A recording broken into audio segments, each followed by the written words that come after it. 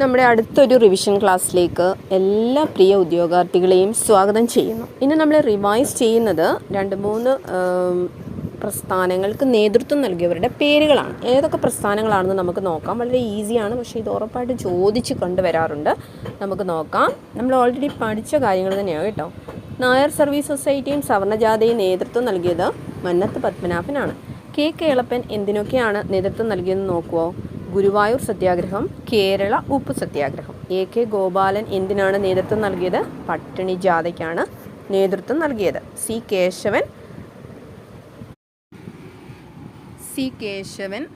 നിവർത്തന പ്രക്ഷോഭം. പ്രധാനപ്പെട്ട പ്രസ്ഥാനങ്ങളും അവയ്ക്ക് നേതൃത്വം നൽകിയവരുടെ പേരുകളുമാണ് നമ്മൾ ഈ ഒരു റിവിഷൻ ക്ലാസ്സിൽ പഠിച്ചത്. നന്നായിട്ട് പഠിച്ചെടുക്കുകയാണെങ്കിൽ നമുക്ക് ഈ മാർക്ക് സ്കോർ ചെയ്യാൻ പറ്റും. എല്ലാവരും പരിശ്രമിക്കുക.